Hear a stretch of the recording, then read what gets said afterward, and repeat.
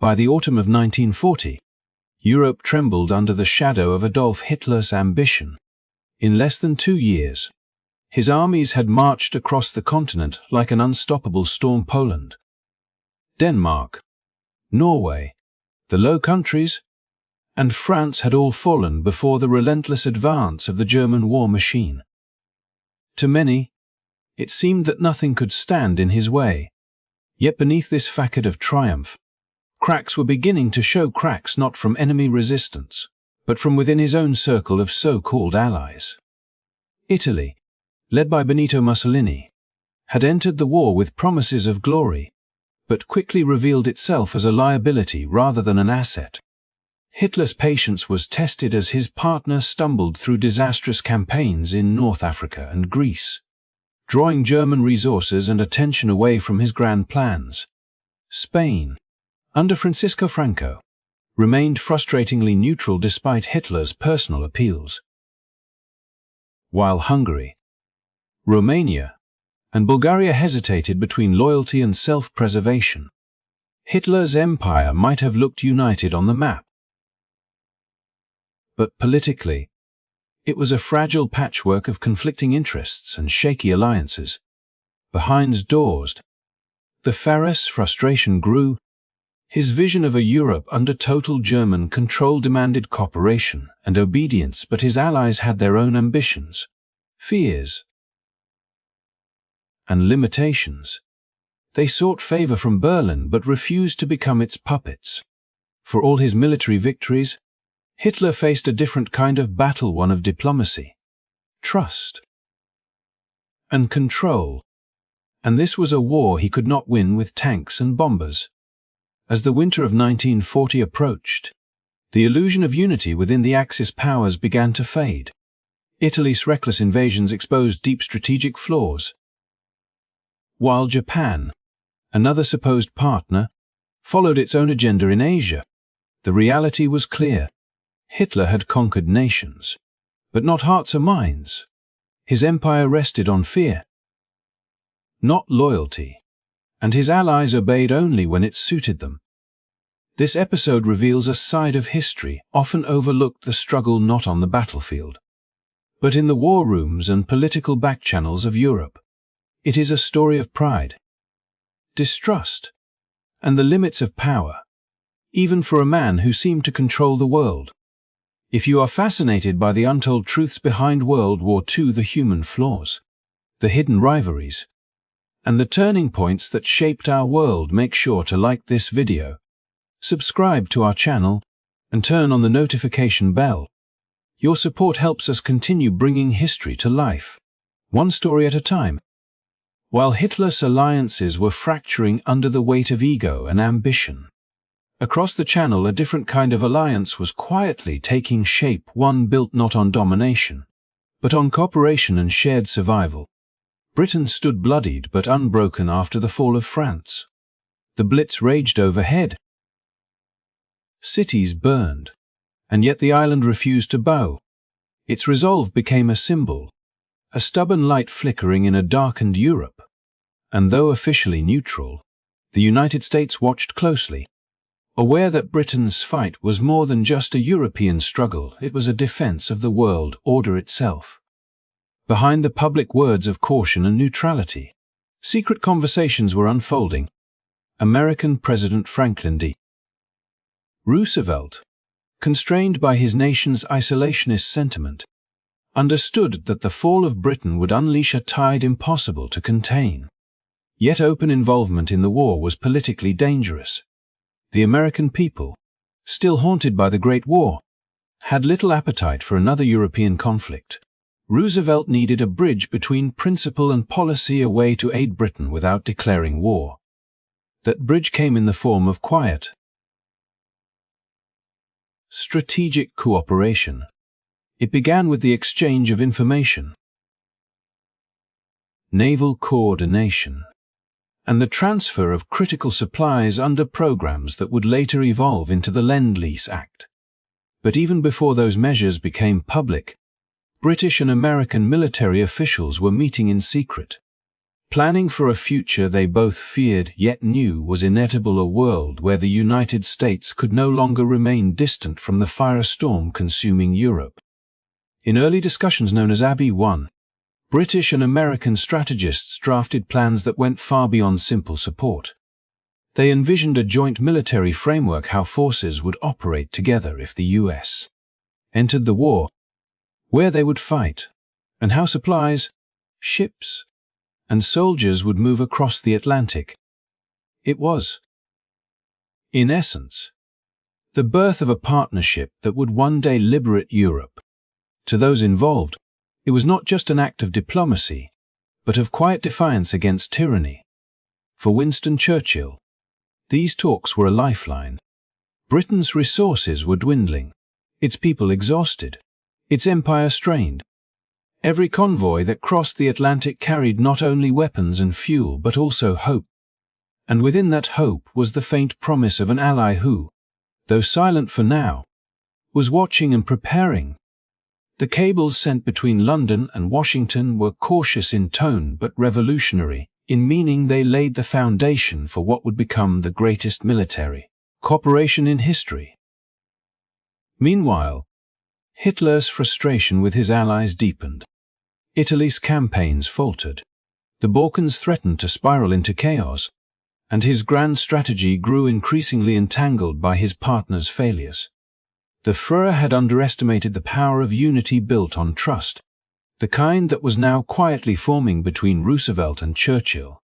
While Hitler demanded obedience through fear, the Anglo-American partnership was being built on necessity, respect, and a shared belief that the world could not be left to authoritarian control. As 1940 gave way to 1941, the first fruits of that cooperation began to appear. British divisions received American-made weapons, aircraft, and vehicles, tools that would keep them in the fight long enough for the tide to turn. American naval escorts began to shadow convoys in the Atlantic, pushing the line of defense ever closer to war. Engineers and strategists on both sides exchanged blueprints, ideas, and logistical plans that would one day form the backbone of D-Day itself. It was a preparation not for an immediate victory, but for a long, grinding struggle that required unity and endurance. Every piece of correspondence, every handshake between officers, carried a quiet sense of destiny.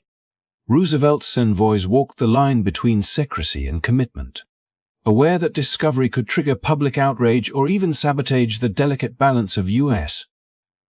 politics. Yet they persisted, driven by the belief that democracy's survival depended on these early acts of solidarity. Churchill, ever the optimist in the face of despair, saw in Roosevelt a kindred spirit, a man who understood the stakes of the moment even when his hands were tied by circumstance. The cooperation between Britain and the United States during these uncertain months was more than a logistical arrangement, it was a moral alignment. It signaled to the world that while Hitler's empire thrived on coercion, another kind of power was quietly awakening, one that drew its strength from partnership rather than fear. When Roosevelt and Churchill finally met in person in 1941 to draft the Atlantic Charter, their visions of the post-war world would already be shaped by the trust forged during these earlier, secret efforts. For all the noise of Hitler's conquests and Mussolini's bluster, history was being altered not only on the battlefield but in hidden conference rooms and coded telegrams. While dictators demanded submission, democracies chose collaboration. While the Axis fractured under pride, the Allies united under purpose. The secret agreements between Britain and the United States were not born from desperation alone, but from a recognition that the values they shared, freedom, sovereignty, and human dignity, were worth defending together. And so, while Europe burned and alliances crumbled, a quiet alliance took root across the Atlantic. It would grow stronger with every passing month, until the day it became the force that turned the war's tide. In that unseen chapter of 1940, the groundwork for victory was laid not by conquest, but by cooperation, force, but by faith that even in the darkest hours, unity could prevail over tyranny, as Britain and the United States quietly strengthened their coordination across the Atlantic. Germany, too, was adapting, sharpening its defenses, and evolving its technology in preparation for the next phase of the war. The summer and autumn of 1940 had taught the Luftwaffe a hard lesson. The Battle of Britain had not been lost simply because of British courage or aircraft. It had also been a war of science, fought in invisible waves that travelled through the air. Britain's radar network, the famous chain-home system, had given its pilots eyes beyond the clouds. It allowed the Royal Air Force to anticipate attacks, deploy squadrons efficiently, and turn what could have been a fatal disadvantage into a historic defense. For Germany, this realization was sobering, but it was also motivating. In the wake of that setback, the German High Command recognized that air superiority could not rely on sheer numbers or daring alone. Information, how fast it moved, how accurately it guided pilots, how effectively it coordinated response had become the new battlefield. It was in this context that a quiet yet significant development took shape: the expansion of Germany's radar defense network, known as the Kammhuber Line, named after General Jos Kammhuber, a meticulous and forward-thinking officer. This system would come to represent one of the most sophisticated air defense structures of the early war years. While the Allies were refining cooperation at the diplomatic level, the Germans were refining control at the technical level.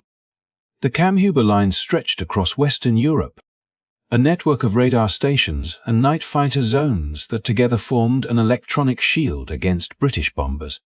Each segment, known as a Himmelbett, or canopy bed, was a carefully coordinated zone equipped with radar, searchlights, and an interceptor aircraft team.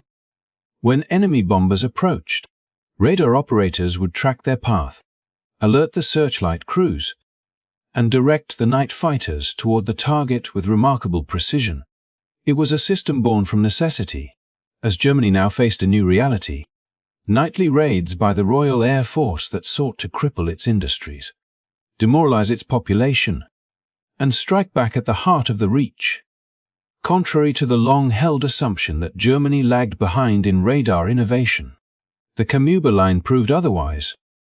Though it lacked the scale of Britain's early warning network, its technical sophistication was impressive.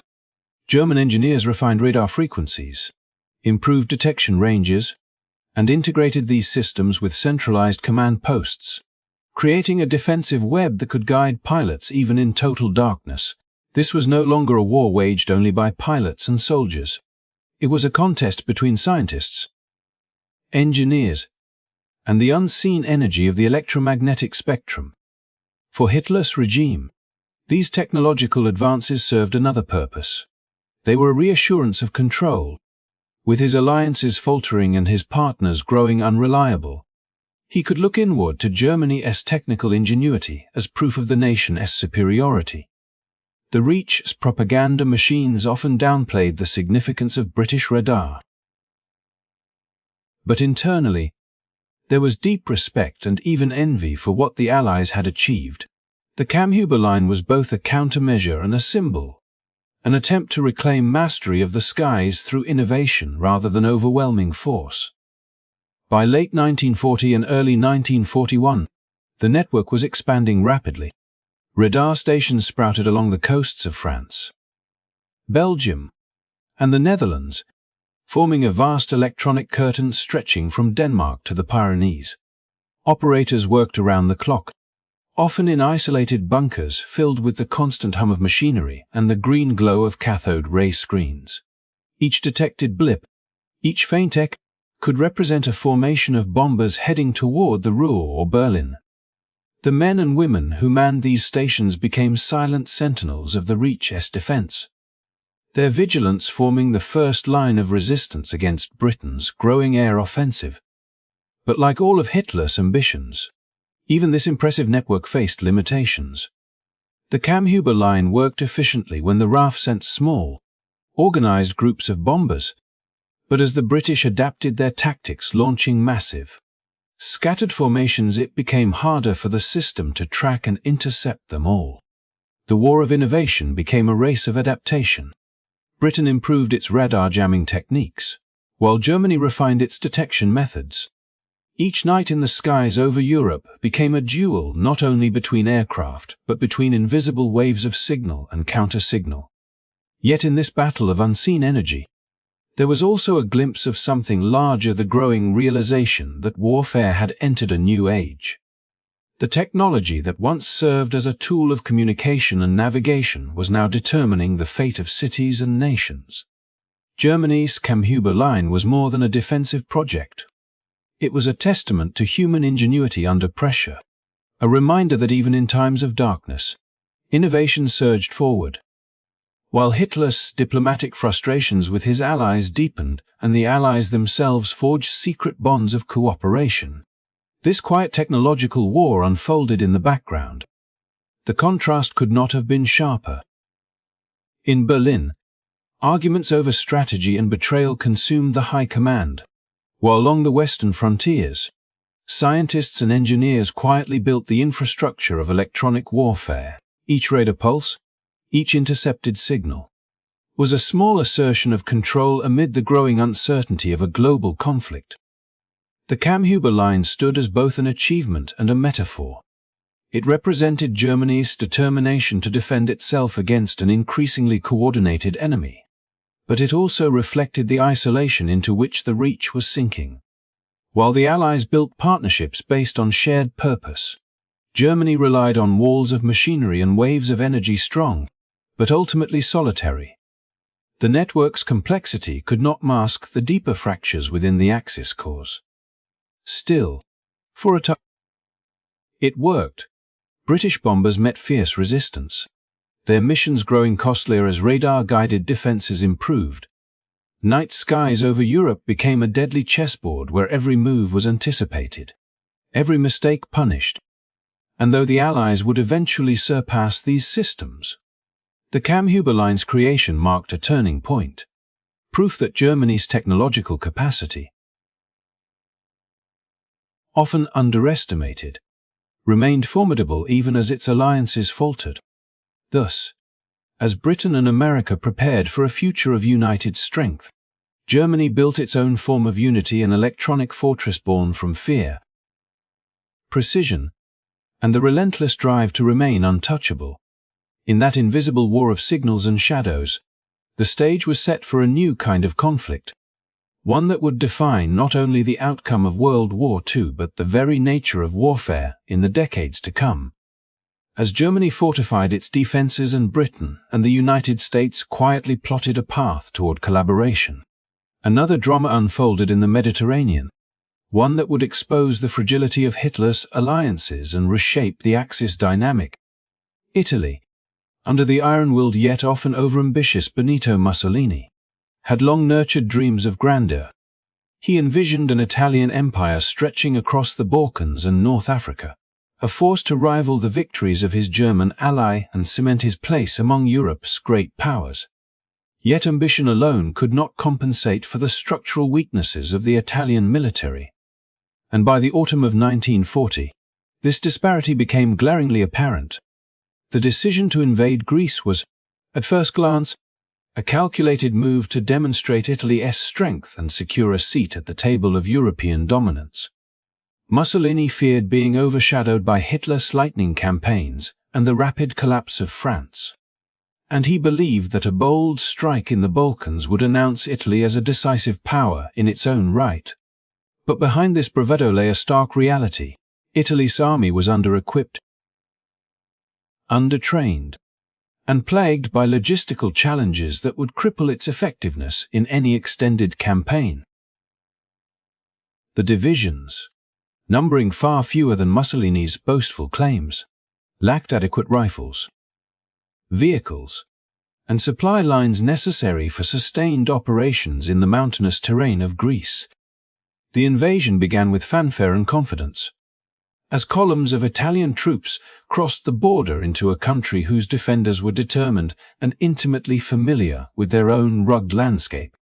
What Mussolini had underestimated was not only the courage of the Greek forces, but also the resilience and strategic ingenuity that would turn his planned triumph into a costly struggle.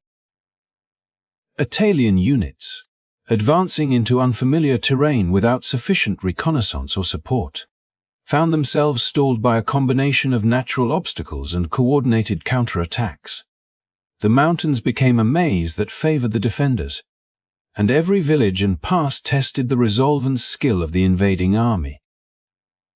Meanwhile, German observers could not help but note the failures with growing concern. Hitler had hoped that Italy would manage the southern flank, allowing Germany to focus on the Western Front and Britain.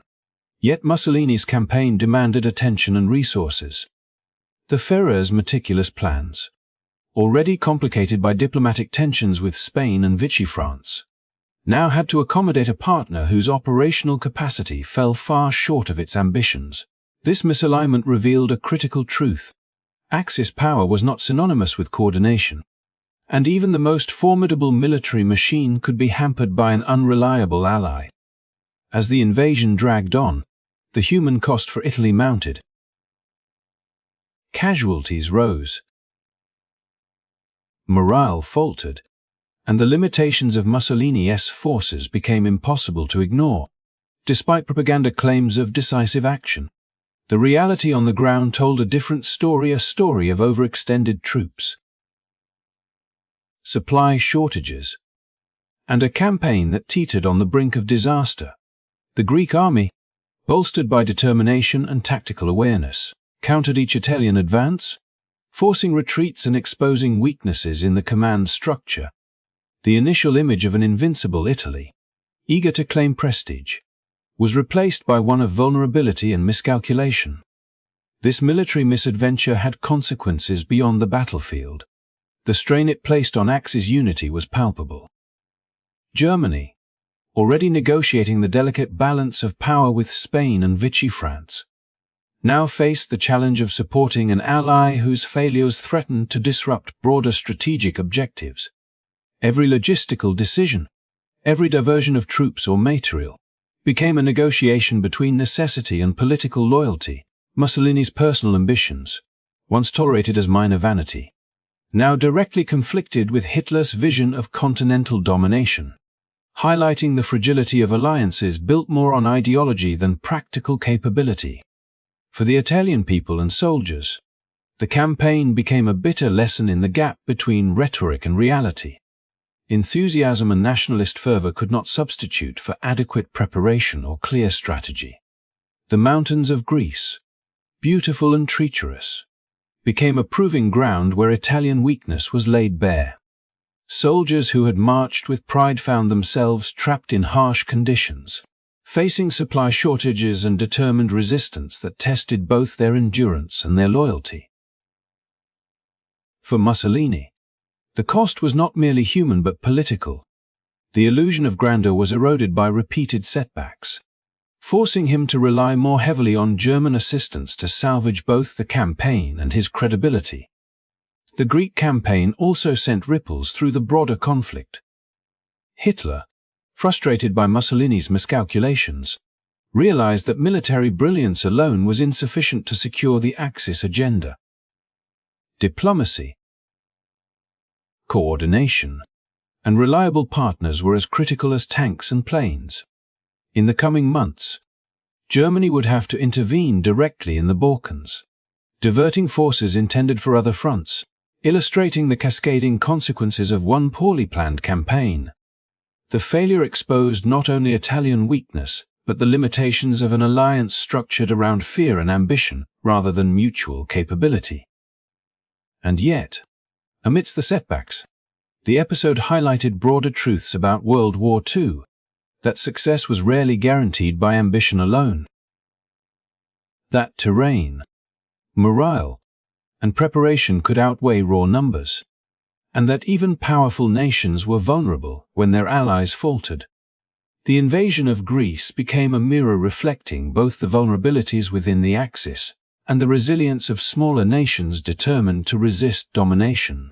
It underscored that in war, perception of strength could be as fragile as the lines drawn on a map, and that alliances were tested not in grand declarations but in the daily grind of combat, logistics, and human endurance. As the campaign continued into the bitter months of late 1940 and early 1941, the consequences of Mussolini's decisions became a cautionary tale. Italy's attempt to gain prestige through bold action instead revealed weaknesses that would shape German strategy, strain Axis unity, and indirectly give the Allies critical breathing room to prepare and coordinate across oceans.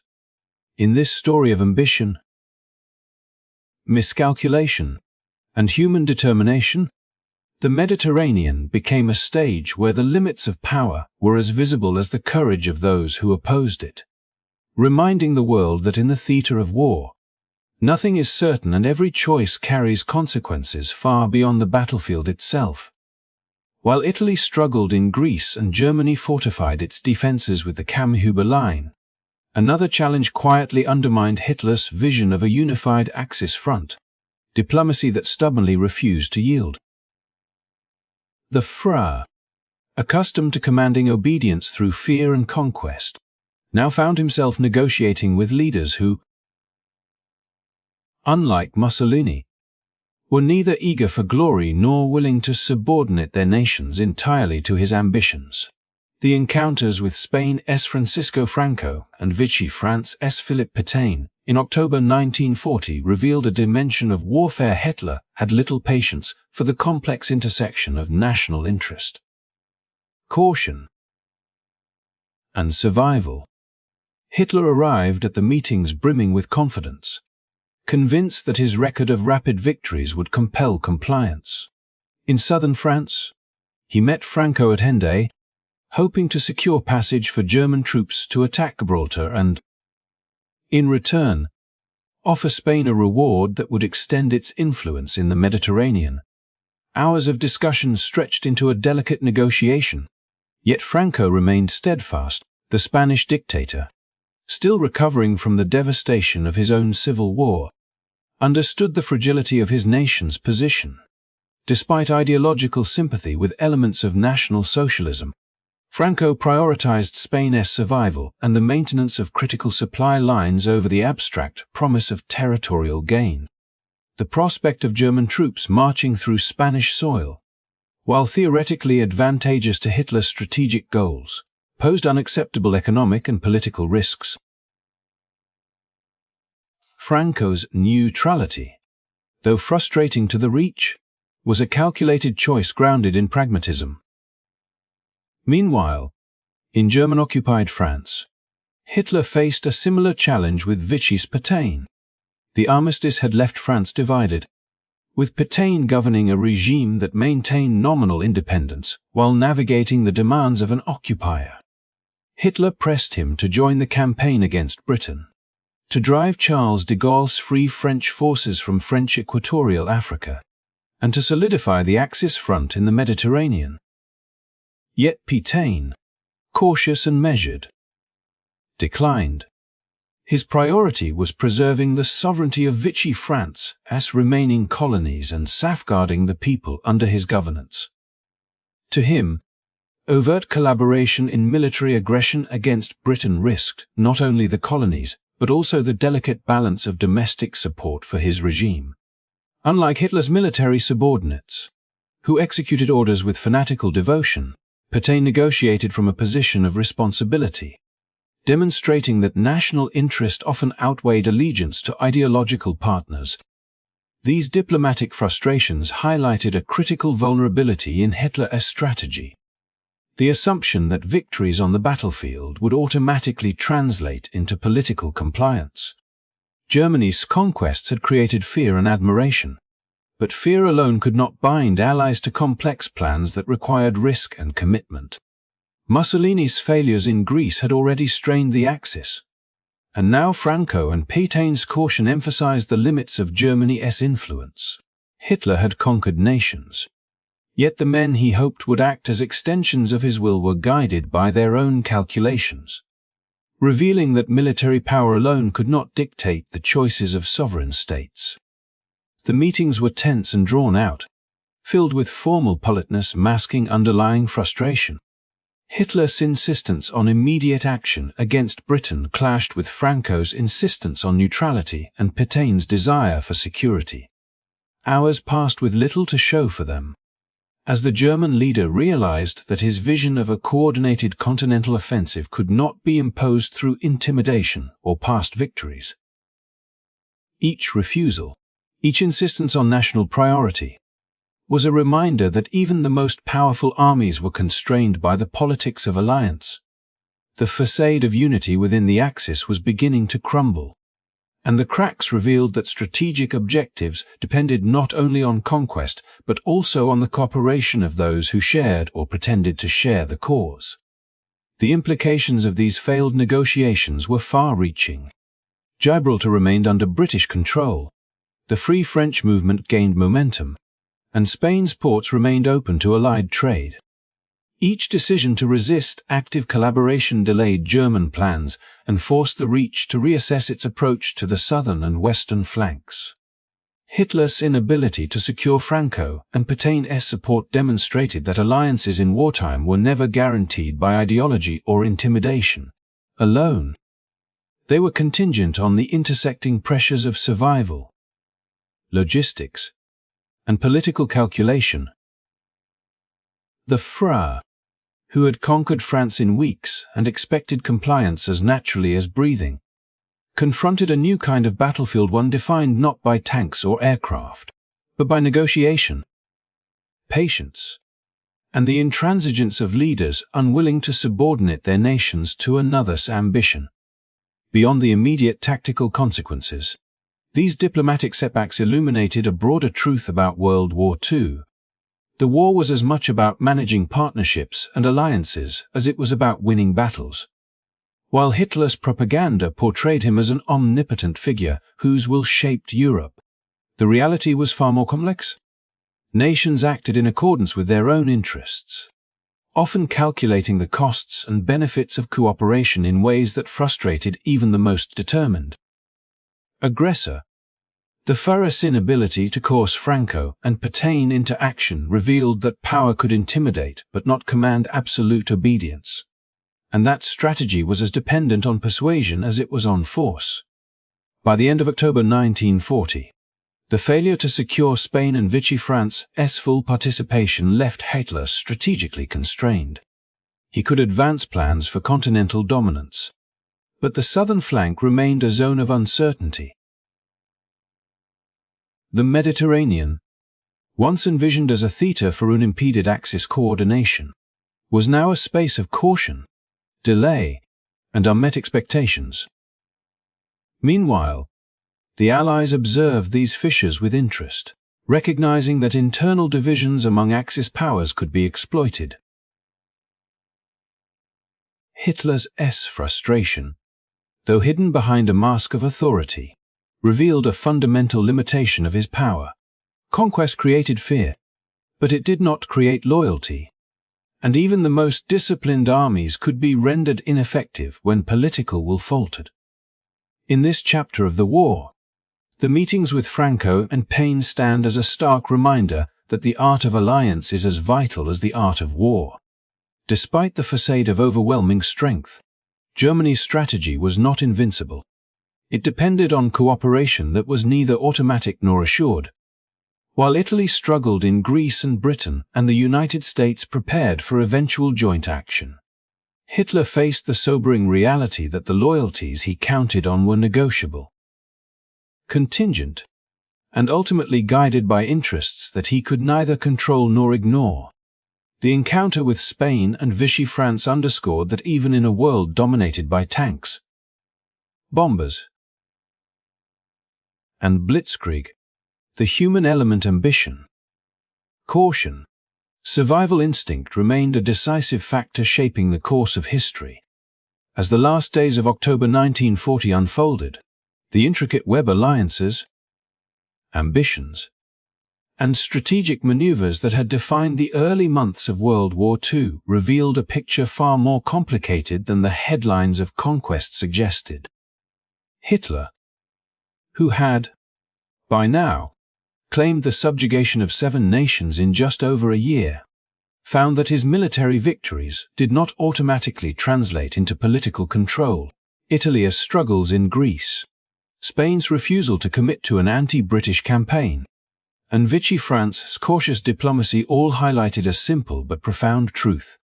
Dominance on the battlefield was not the same as influence over sovereign decision-making.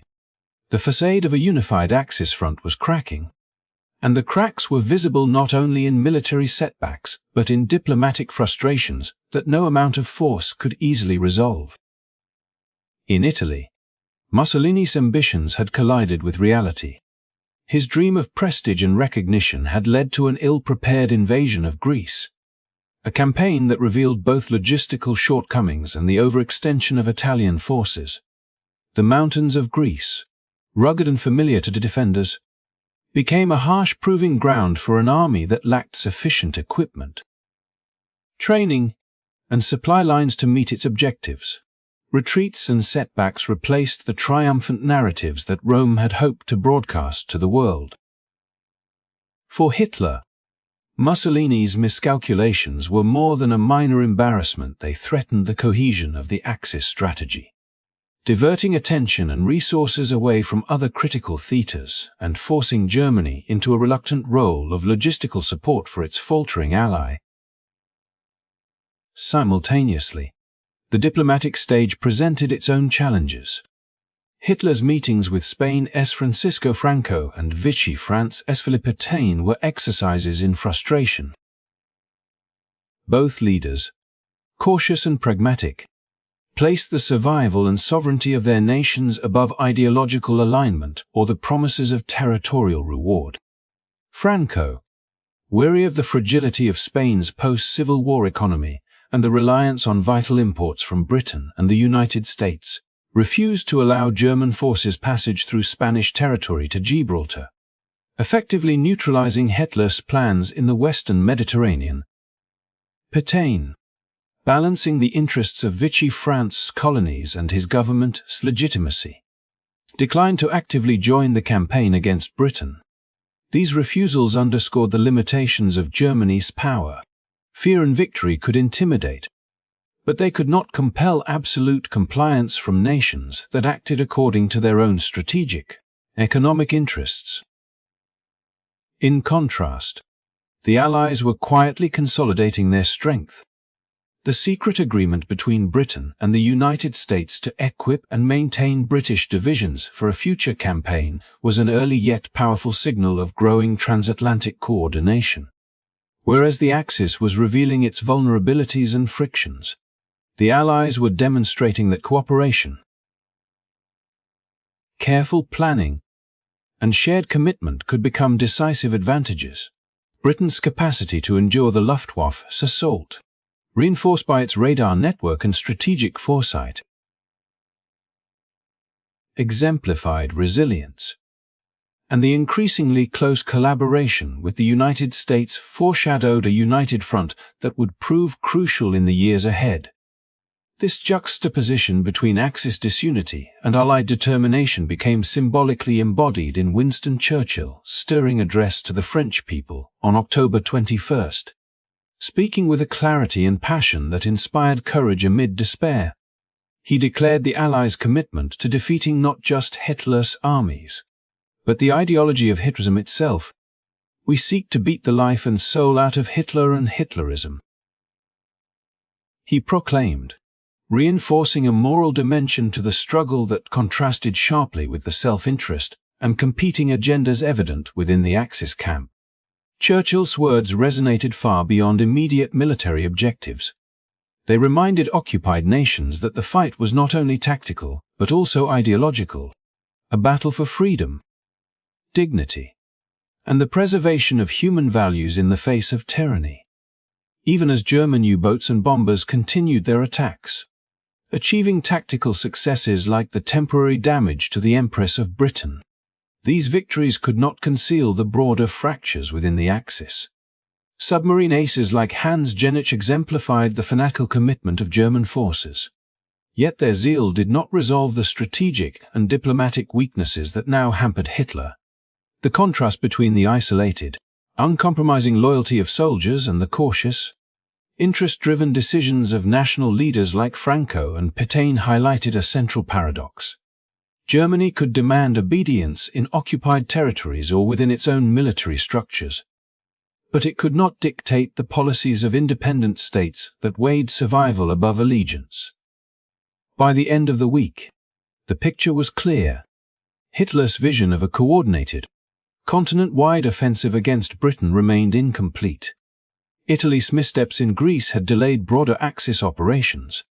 Spain's neutrality preserved a critical Allied foothold in Gibraltar, and Vichy France's cautious diplomacy left German ambitions partially unrealized. At the same time, the Allies were quietly growing stronger, with diplomatic agreements, strategic preparation, and inspiring leadership laying the groundwork for future campaigns. The contrast could not have been sharper. One side fractured by competing interests, overextension, and failed diplomacy. The other side united, resilient, and committed to a long-term strategy. For audiences today, this week in late October 1940 serves as a reminder that power is multifaceted.